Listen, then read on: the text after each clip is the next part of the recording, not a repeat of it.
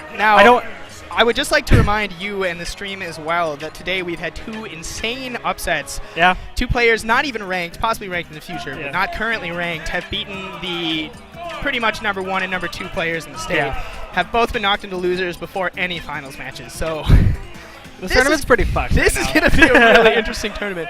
So regardless of what happens, it looks like either Ganon or I are going to place 5th at a lower. Yeah. Because one of it, we're going to have to play each other.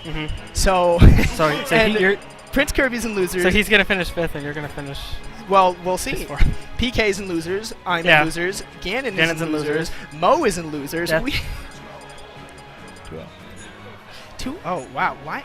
So I still don't know why he won Falcon. Yeah, though. you know, I was looking at it, and it looked like he wanted to be able to stop your spin dash approaches with his jab. That's what I thought his idea was, but he didn't really execute it very he kind of did it a couple times. It looked good, and it looked like he was kind of shooting you out, but then he just kind of stopped the whole waiting for you to thing. He kept shielding, and you just spun dash at him over and over, and he was just getting hit by it real hard. Well, it's easy to do that when people just don't seem to know how to deal with it. Oh yeah, and the thing that really got me is it's not necessarily a bad mix-up, but you kept doing the spin dash, jump, and then the neutral B. Yeah. And it's like, I don't want to say it's bad, but I keep using it because it always works. But if you Unless I'm playing like you. If you see it happen once or twice, the normal player would start being like, okay, he's going to do this, this is how I can punish it. Unless you start thinking too much and you just go, okay, well, he can't be doing it again this time. But you just you just kept doing it. I saw him punish you for it maybe once.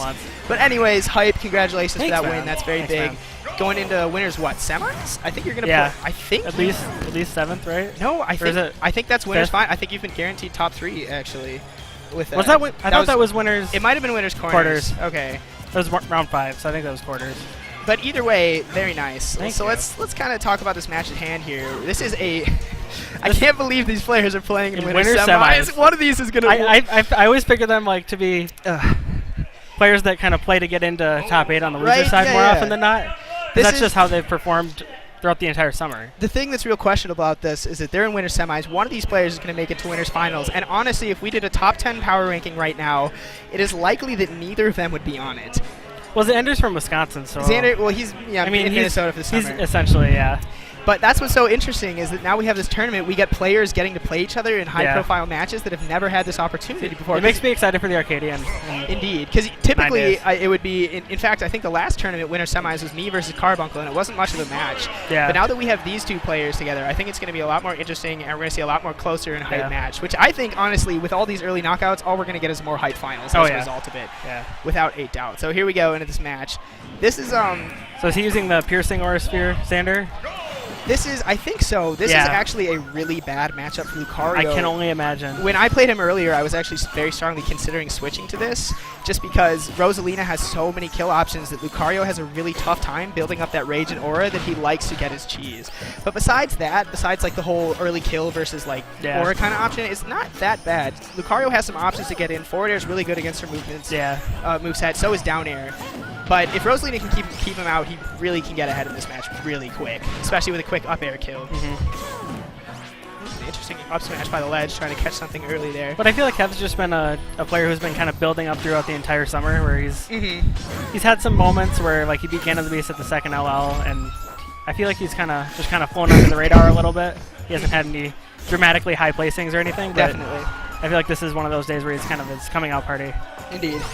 Oh, very nice spike. That was actually very, very well positioned from Rosa, because if you don't get directly over them with that down air, it'll just hit him to the side. Lucario would have come right back. So props to him. Very good spacing on that down air.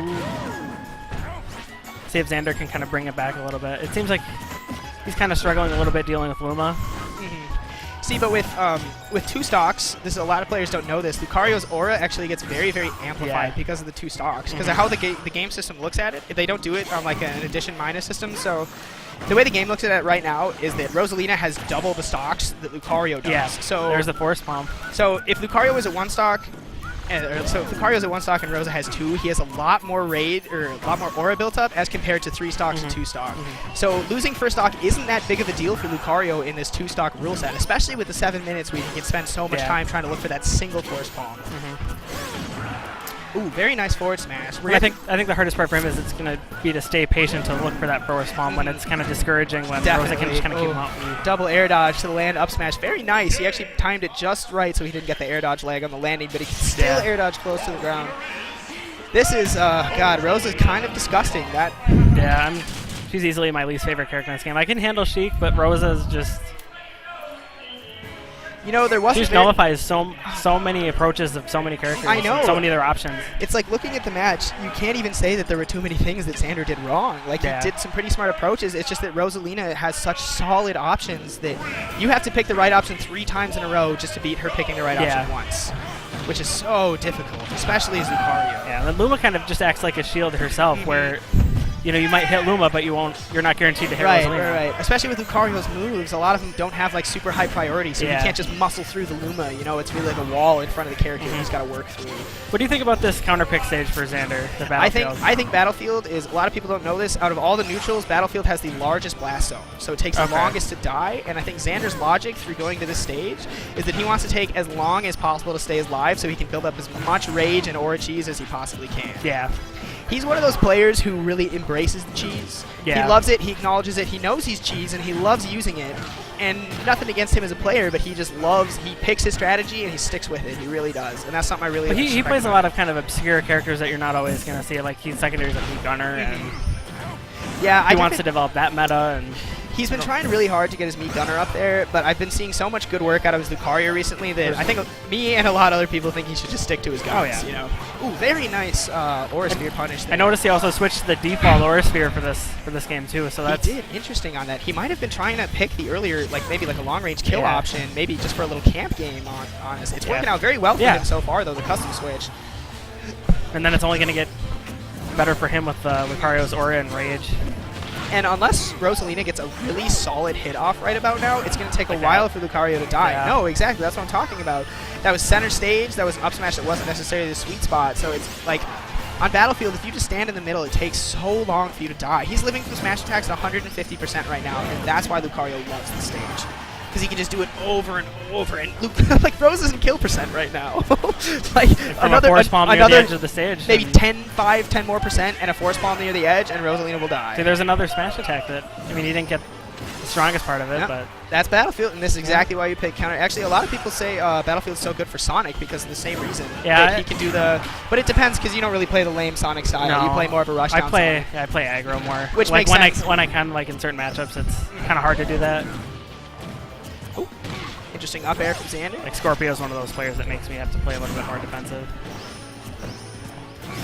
But I feel like Kev's not really making any mistakes either. He's really not. He's doing good at racking up damage, and he's playing keeping Xander, keeping the game close enough where if he gets a well-timed smash, kind of when they're even up. I'm only salty because this should have been me. Well, I mean, props to him for. Oh, of course, yeah. No, nothing against him. No. I'm just thinking. It's hard to do that, like where it's like, oh man, that should have been me. Right. It's like, well, if I was in this matchup, here's what I would be doing. Is I just keep thinking that to myself. Oh, Can't think that in a tournament. That's how I feel about the last LL. Like, getting fourth when I feel like I should have gotten there. Like, that should have been me. It was all mine. Ooh, nice up air. Uses advantage of Rosalina's floatiness. Killed her off the top really early. I think Xander might actually feel pretty confident going into this game 3. I don't know what it was, but it looked like he really figured out the Rosalina's patterns for that game. Well, I feel like Kev's a pretty flowchart like player where he kind of has his own little flowchart, and his biggest weakness is definitely his ability to adapt. When people figure out his strategies, it takes him a very long time before people can actually before he can actually get you back out again. Oh yeah, and you can totally tell when you watch him play that he's just you know, when he's doing well, but like once people start to figure him out, you can see he's kind of struggling to figure them out, which is what they're doing to him. He typically struggles very much versus like me, Prince Kirby, Randall. He struggles against the people who can choose to go hyper aggressive and who can really get around that stuff, which is so interesting because those players have been knocked out. This gives Carbuncle such a great opportunity to try and take that matchup knowledge that he has and that other players don't, and to try and use it for his own advantage. Yeah. And you can definitely see it coming through, him making it this far into the winner side of the bracket. So it looks like he's going for Dreamland. I kind of like Dreamland because, I mean, it wasn't the stage that was hindering Rosa. It just Yeah. And see, it's the thing about Lucario can't live as long here. the thing about Dreamland is, okay, in this matchup particularly, the platform heights are almost completely negligible. It's pretty much the same stage as Battlefield. The big difference is, like I was talking about, the blast zones are shorter than Battlefield. So it's the same stage. It's going to give Carbuncle all the same neutral game opportunities, but he's going to be able to kill Lucario a lot earlier. So some of those down smashes, like the soft hit ones that weren't killing him at 150, those are going to kill. That's not going to kill. Very good DI from Xander, I must say. Well, Kev's getting off to a great start, 30 seconds in, and he's already got a 60% advantage. Yep, but there goes Luma, and he gets a quick string, about 30% off of that. Ooh, gets the up smash, getting really even on damage. Now, the scary thing is that because Rosalina picked to this stage with a small blast zone, she's also at risk to it. So Lucario can use that aura to force palm her even especially as one of the lightest characters in the game. Oh. Ooh, gets the up smash. What? I feel like the stage is already kind of helping Kev out a bit. He's kind of showing that same kind of confidence he had in the last game where he was doing a lot of damage, but he wasn't getting kills mostly because of the stage, and he wasn't getting the sweet spots of his smashes, but... See, the thing about you beating Ganon the Beast, which is actually so interesting for the results about tournaments, is that Randall and I were talking, so there's, the flowchart goes, I beat Ganon. Well, it's been a rock, paper, Ganon, scissors for like the entire summer. Yeah, pretty much. I mean, of course, my versus Ganon's games are always close, and my versus Randall's games are always close, Randall versus Ganon's always close. But the results are usually the same. Yeah, pretty predictable. But, so we were saying is that if Randall plays Ganon, he's going to get knocked out earlier, and then one of us is going to have to play each other and get bottom 5. And now that whole situation has been flipped around, where instead of having me versus Randall possibly playing losers, we're going to have me versus Ganon instead. Yeah. And Randall gets his chance to ravage the winner's bracket. Yeah. Oh, very nice down with angles forward smash. Wow, Kev just came out to play for that game. Well played. You can see how excited he is, too. You let me down, man. You let me down. It should have been me. No, very tough matchup. Well played by both players. It was a good set. Kev. Z2G legend. Yep.